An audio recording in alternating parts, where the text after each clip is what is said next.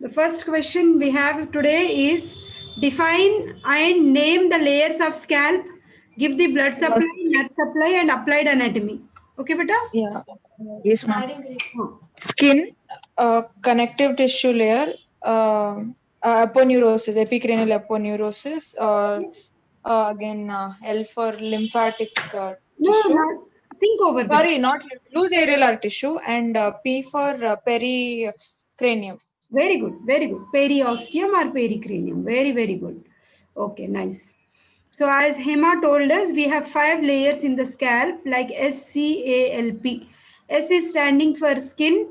Okay. Then C is standing for superficial fascia with blood vessels. Then A is standing for epicranial aponeurosis. L is for loose connective tissue and P is for pericranium.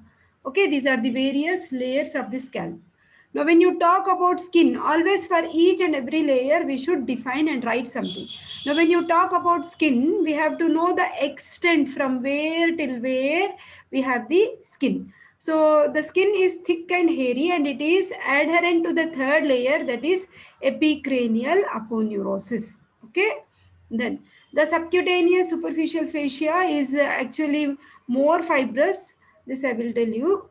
Then so from where till where you have this skin beta?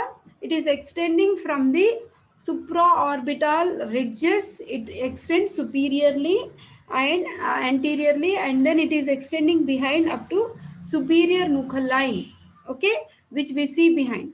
Okay, superior nuchal line. Okay, see this is external occipital protuberance. Okay, on either side of the external occipital protuberance, we have two horizontal lines. Okay, so that is superior nuchal line. It goes up to, okay, then so of course the skin has lot of hair and it has more sebaceous glands and sweat glands. That's the reason you see every time after 2 or 3 days, if we don't take head bath, we generally feel our hair has become very much oily because it has lot of hair and underlying sebaceous glands and sweat glands. Sebaceous glands are responsible for the formation of sebaceous cyst. Sebaceous cyst, that is nothing but a type of infection of the skin which is leading to the formation of cyst. Okay, beta? So that is about skin. When you compare with the other parts of the body, the scalp has high concentration of hair when you compare with the other parts of the body skin. Okay, beta? That is. Now, after skin, we have the next layer, that is superficial fascia. So, in the superficial fascia, we have so many blood vessels. Okay, so that is actually represented as C. Okay, superficial fascia with like of course it is also a connective tissue only. Okay, we have so many blood vessels. Now then, the thick layer what we have is epicranial aponeurosis. Okay, so the epicranial aponeurosis is also called as Galea aponeurotica. And into this epicranial aponeurosis, you can see there will be two muscles which get inserted. See, this green line is indicating epicranial aponeurosis. Anteriorly, you can see frontalis muscle is coming and getting inserted. Frontalis muscle has no bony origin. It starts within the skin and it is going and getting inserted in the epicranial aponeurosis. Posteriorly, we have occipitalis muscle, okay, coming from the superior nuchal line, and that muscle it is coming from behind and it is also getting inserted into the epicranial aponeurosis. Okay, so that means epicranial aponeurosis anteriorly receives insertion of frontalis, posteriorly it receives the insertion of occipitalis. Together we use the word occipitofrontalis. Okay, done. So the clinical importance of this frontalis muscle is, suppose if there is any injury in the scalp region, because frontalis muscle has no bony attachment, the blood is slipping down because of gravity. It seeps down and it collects in the upper eyelid, and this condition is actually called as black eye. Okay, the seepage of the blood is not stopped because there is no bony attachment of frontalis muscle. So two clinical points we have studied simultaneously. One is sebaceous cyst and second is Bleeding in the scalp leads to black eye because frontalis has no bony attachment. It starts in the skin and it gets inserted into the epicranial aponeurosis. Okay, beta? Then next we have the fourth layer. Actually, the fourth layer is loose connective tissue. Actually, our scalp is freely moving over the pericranium because of the presence of this loose connective tissue, which is allowing the remaining three layers to freely slide over the pericranium. Okay, so this loose connective tissue, as you can see here, it has veins which are connecting the dural venous sinuses to the veins of the scalp. Okay, so these veins which are connecting the dural venous sinuses to the veins of scalp, these are called as emissory veins. Okay, hence the fourth layer is actually called as a dangerous area of the scalp. Okay, because if there is any injury to this fourth layer, the infection may enter into this blood vessel, and this blood vessel, that is emissory vein, can carry infection to the brain, that is the dura mater. Within the dural folds, that means between the endosteal layer and meningeal layer of the dura mater, we have dural venous sinus, isn't it? So infection can easily spread via emissory veins into the dural venous sinuses. Thereby infection spreads to brain. Hence fourth layer is the dangerous area of scalp. This is one more clinical point you can add when we are doing clinical anatomy. Okay, the next layer, which is closely adherent to the skull bone.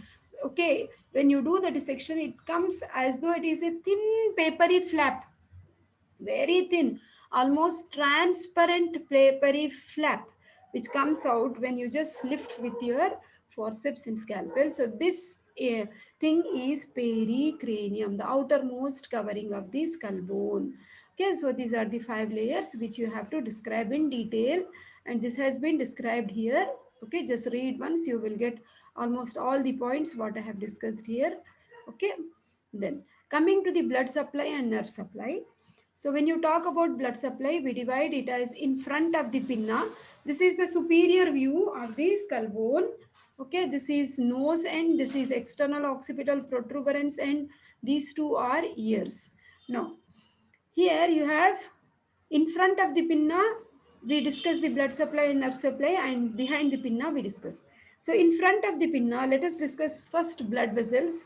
The blood supply comes from supratrochlear artery and supraorbital artery.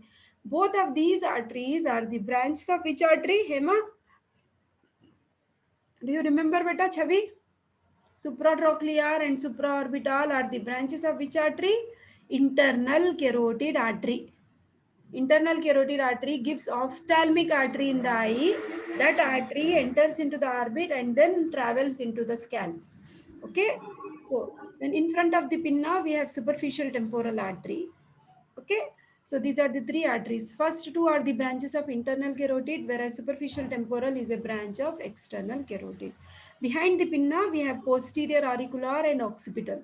Both are branches of external carotid. So that means in the scalp, we have anastomosis of internal carotid artery with the branches of external carotid artery. And there will be profuse blood supply in the scalp. Now after that, we have nerve supply, beta. Nerve supply, we have sensory and motor. Isn't it, beta? Sensory comes from branches of trigeminal, and motor comes from facial. Okay, again sensory we will divide in front of the pinna 4 plus 1, behind the pinna 4 plus 1. In the sense we have 4 sensory and 1 motor. Behind also we have 4 sensory, 1 motor. The 4 sensories are supratrochlear and supraorbital. The blood vessels were also named the same names. Okay, these are the branches of ophthalmic division. Then of trigeminal nerve, we have zygomatico-temporal, okay, and then we have auriculo-temporal. These are the branches coming from the trigeminal, which are sensory. One motor, which is facial branch, is temporal branch of facial. Okay, then behind the pinna, the branches actually come from cervical plexus because it is very close to the neck, no, behind the pinna. So what are the various nerves we have? We have like greater occipital nerve, okay, lesser occipital nerve, third occipital nerve, great auricular nerve. These are sensory in function. Motor is posterior auricular. Okay, posterior auricular. Now you can make it very simple by looking at a table which is given for our convenience. You can see in front of the auricle we have behind and sensory and one motor. Similarly, four sensory, one motor behind the auricle. Okay, zygomaticotemporal is a branch of maxillary division. Auriculotemporal is a branch of mandibular division of trigeminal nerve. You can also remember root value if you can. Greater auricular C2 C3, lesser occipital C2, greater occipital C2. Third occipital is C3. Okay, so sebaceous cyst is shown in this picture. The infection in the scalp, which bulges. Okay, like a water bubble, that is cyst. Now coming to venous drainage, this venous drainage is also applicable to the venous drainage of face. We have supraorbital and supratrochlear veins draining into angular vein. Angular vein drains into facial vein. Facial vein drains into common facial vein. Thereby it drains into internal jugular vein. Okay. Now this facial vein has communication through deep facial vein through pterygoid venous plexus. This is pterygoid venous plexus. Through emissory veins, it has communications with cavernous sinus. If you remember, cavernous sinus is present in middle cranial fossa on either side of pituitary gland. This picture is misleading. This in fact is present inside the brain, cavernous sinus. So pterygoid venous plexus, if there is any infection, suppose if any pimples are there and if you are just breaking the pimple, and here we have so much of venous network, the bacteria through this venous network via emissory vein may transmit infection to cavernous sinus. And in the cavernous sinus, the blood may get clotted, that is thrombosis of cavernous sinus. This is actually we discuss when we do dangerous area of face as well. It is a part of venous drainage of scalp also.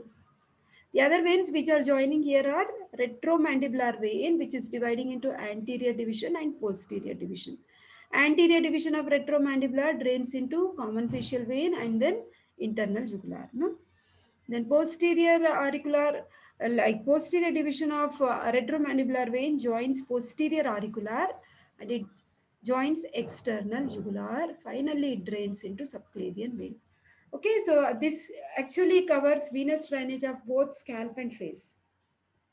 And clinical aspects I told when I was doing the layers simultaneously. Okay, so we have discussed this. Then carotid sheath is the next question. Radial groove, little's area. Retromandibular vein is asked, beta. How is the see? This is for 2 marks. How is this formed? The superficial temporal vein and maxillary vein will join to form retromandibular vein, which divides into anterior and posterior divisions. Anterior division drains into deep facial vein, draining into internal jugular. Posterior drains into posterior auricular. Finally, drains into subclavian. That is for your 2 marks also. Okay. Next, we will go to carotid sheath in order, then little's area. That finishes, and internal capsule. That finishes actually the head and neck questions. Then we have many upper limb questions. Okay, till I open carotid sheath, can anybody tell me how is the carotid sheath formed? Talk something about carotid sheath. It It is was a continuation of investing layer of deep fascia. okay, beta. Very good. I mean, it surrounds the a common carotid, internal carotid, vagus nerve, ansa cervicalis. Ah, okay, okay, okay. Okay, nice. Very good, beta. Okay. Your answer is including all terms, but your answer is actually, I should not tell, but it is okay. See here, where is carotid sheath present? Carotid sheath is present in the neck, and it is a different type of modified deep fascia. That means it is a modified deep fascia which is covering the great vessels of the neck. Okay, so this carotid sheath is enclosing the structures, as Hema told us, the internal jugular vein and common carotid artery. Laterally, you have internal jugular vein, and medially, we have the common carotid artery. The common carotid artery further divides into internal carotid artery and external carotid artery. This carotid sheath is present on both the sides, both right side and left side. The anterior wall of the carotid sheath has ansa cervicalis, and posteriorly between this like internal jugular vein and common carotid, we have vagus nerve. More behind, we have sympathetic chain. Okay, beta? So that's what you should draw, and you should talk about this carotid sheath. Nice, very well answered, beta Hema. Okay, next. Little's area, beta. Meanwhile, try to recollect, beta. It is the area including the upper lip and No, above no, that. no, Hema. Just think over It, Little's area. it is it is the dangerous area of the face. Think, think something different, beta. Okay. Um, Chavi, Meghana, at least tell me the location. Hema is trying. I really appreciate.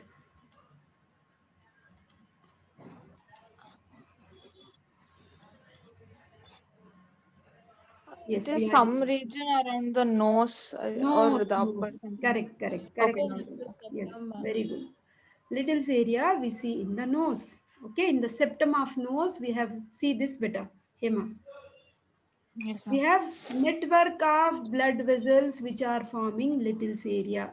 So what are the blood vessels which form Little's area, beta? Anterior ethmoidal artery, superior labial artery, and greater palatine artery, and few branches of sphenopalatine artery. They form a network in the septum. I am continuously doing like this to give you a hint, in fact. Okay, so that is Little's area. Okay, so that means this area has lot of capillary network, and if you just prick, what happens? It starts bleeding. See, the veins from a plexus, which is more marked in the lower part of the septum, are Little's area. Okay, so that means it leads to bleeding. Okay, you should talk about the arteries better, which arteries are involved. Okay, so the bleeding from nose or epistaxis is because of this Little's area. Okay, very tender it is. In summer season also, these capillaries will dilate automatically, especially in males, and there will be epistaxis, that is nose bleeding. Okay, beta. And of course this was asked only for 3 marks. Mm, okay, then what are the muscles of mastication, beta? Name the muscles of mastication is the question, and just nerve. Temporalis, Very good. masseter, lateral pterygoid, medial pterygoid. Excellent. Medial pterygoid, lateral pterygoid, temporalis, and masseter, they are supplied by mandibular division of trigeminal nerve. Very good, very good. Okay, fine. That is also for 2 marks, 3 marks better. Okay, somebody has entered. Unable to join them. Maybe. Okay. Then next, internal capsule. How to admit it? This is window is obstructing. Window is not moving also. Yeah, she has joined. Okay. Internal capsule. Chavi, do you remember something better? Internal capsule? Yesterday also I told something regarding boundaries of internal capsule.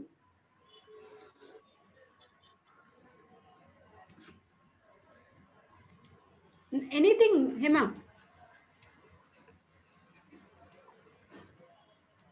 Ritika?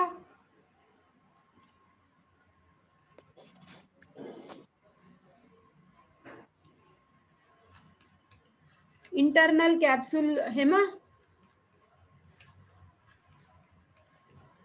Uh, It's a passage which is allowing the ascending and descending tracts, and it is bounded by thalamus, caudate nucleus, and lentiform nucleus. No? It's considered as a narrow gate which allows the ascending and descending tracts. We'll see ma'am, that can you once repeat, ma'am? Its borders. it's a narrow gate which allows the passage of ascending and descending tracts. Okay, I will Okay. show the picture, you will understand more better. Just checking for the answer better. Yes, this is internal capsule. Okay, see, this internal capsule is this area. Okay, I'll, the whole brain, if you observe, yesterday you have seen tracts were moving to sensory cortex. Do you remember? Yes, ma'am. So that is the pathway which is carrying the information to sensory cortex and also motor area. So what are the boundaries of internal capsule? So only unilateral picture is given, one side. So this is of right side. This is the midline, corpus callosum region. So this is inferomedial boundary where we have thalamus. Okay, then superiorly we have caudate nucleus and laterally we have lentiform nucleus. In physiology, we use the word lenticular nucleus. In anatomy, we use the word lentiform nucleus. So medially we have globus pallidus and laterally we have putamen. Outside you have a covering that is called as external capsule.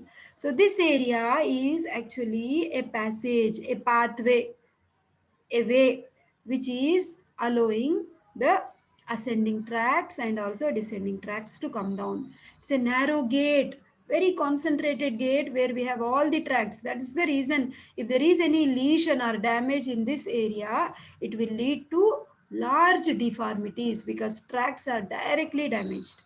Okay, beta? So that is internal capsule, and here internal capsule has been asked for short notes, but actually it is for essay question. This is our internal capsule, beta. Okay. Mm,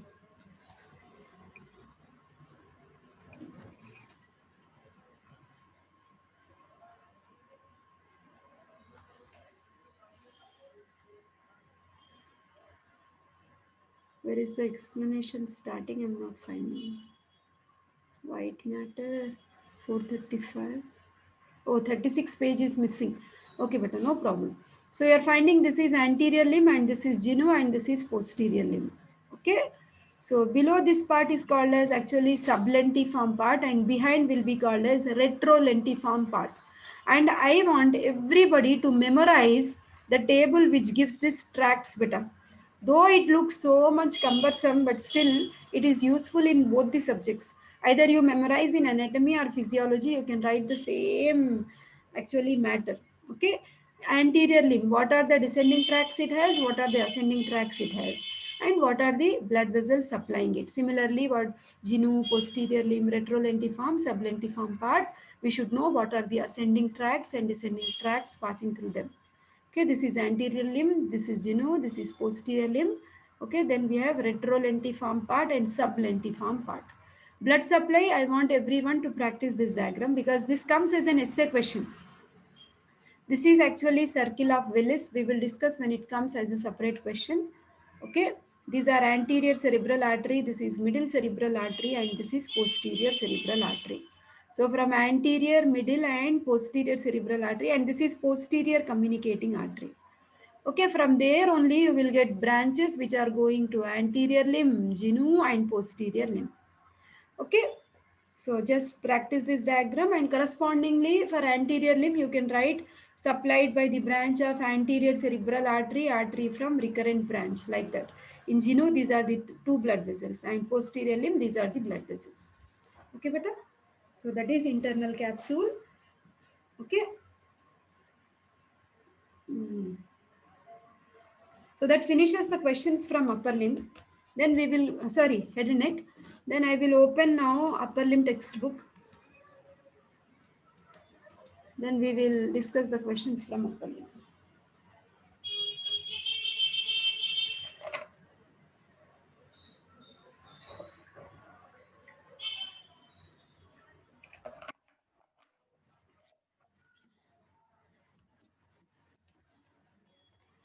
See, how is the brachial plexus formed, beta? The first question is brachial plexus.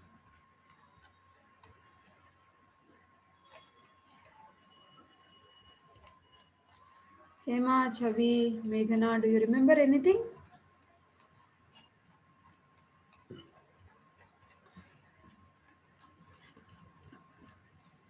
Root value, beta, Hema? C5 to T1. Very good, Ritika. C5 to T1. Okay.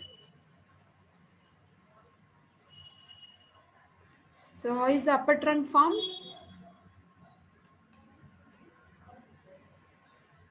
C5, C6, right? Ritika,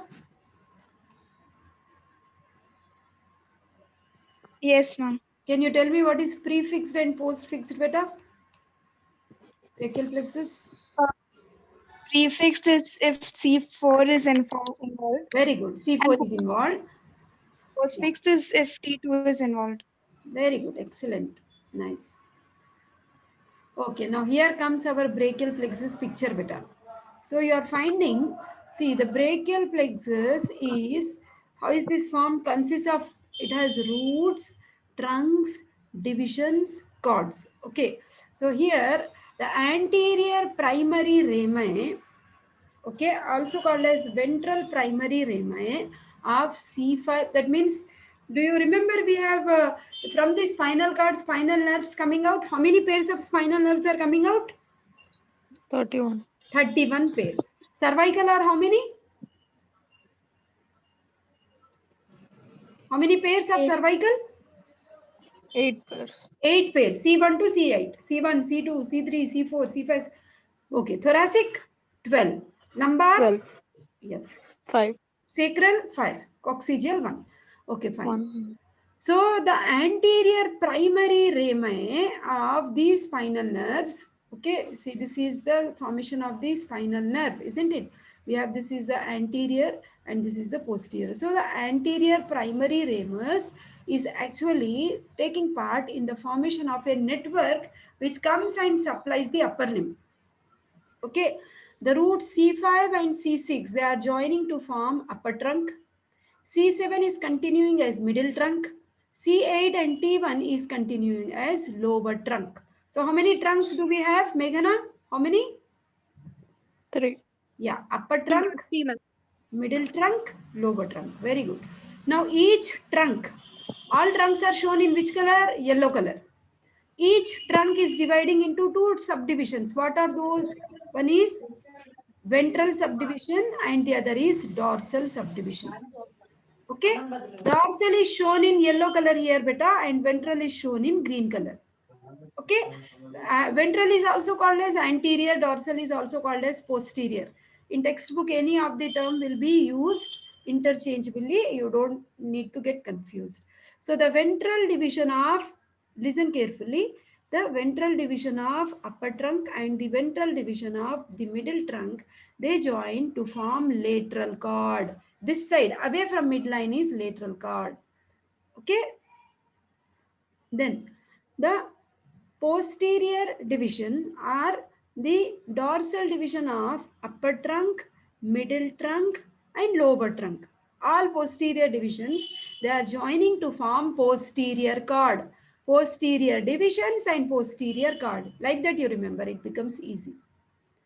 Okay, so lateral cord over, posterior cord over, then we are left with the medial cord. Okay, the medial cord is, how is it formed? You are finding it is formed as a continuation of the ventral division or the anterior division of lower trunk. This is our lower trunk, right? Clear better? Hema, Meghana? Yes, ma'am. Okay, beta. Yes, ma'am. Okay, beta. So how many cards do we have now? 3. Away from midline, lateral cord. Behind the body, in violet color, posterior cord. Near to the midline, medial cord. Lateral cord, medial cord and lateral cord, medial cord and posterior cord. Okay. Now, from each cord, you have certain nerves coming out, which go and supply the muscles of thorax and upper limb. So what are the nerves coming from lateral cord? There is a code LML, LML Vespa, like that you remember olden days. L is standing for lateral pectoral nerve. Okay, M is standing for musculocutaneous nerve and the another L is standing for lateral root of median nerve. If you remember, lateral pectoral nerve supplies pectoralis major and minor muscles.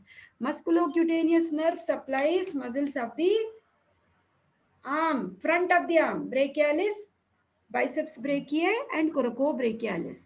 And median nerve supplies laborer's nerve, it is long flexor muscles of the forearm. Isn't it? Now, coming to posterior cord, Posterior cord, there is a code called as ulnar, ULNAR. U is upper subscapular, L is lower subscapular, N is nerve to latissimus dorsi, A is axillary, and R is radial. Okay.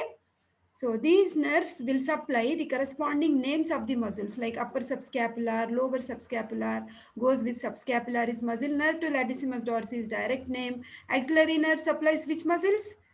Teres minor and deltoid. I told you recently. Radial nerve supplies all posterior compartment, triceps and extensor compartment of forearm. Isn't it? That is posterior cord. Then this is medial cord. Medial cord, there is again a code called as 4M, 4 times M and U. Okay, M is, first M is medial pectoral nerve. This also goes and supplies the pectoral muscles. Then medial cutaneous nerve of arm. Cutaneous means supplying the skin of arm. Medial cutaneous nerve of forearm, supplying the skin of forearm. Then we have 4 times M, no, medial root of median nerve. We know median nerve is laborer's nerve, supplying all long flexors of the forearm. And we have this musician's nerve here, that is ulnar, which supplies the intrinsic muscles of palm. Okay. So all these nerves will be discussed as separate topics when we are discussing upper limb. Question wise when it comes, I will discuss. Already we have discussed axillary nerve and which nerve beta? Ulnar nerve in recent papers. Isn't it, Meghana? Axillary nerve and ulnar nerve I taught very Yes, recently. So keep studying so that you don't lag behind. Okay. Then now from the roots, what are the various nerves? We have dorsal scapular nerve and branch to phrenic. Phrenic is going to diaphragm. Okay. Then there is one long, like long thoracic nerve. Okay. Also called as nerve to serratus anterior.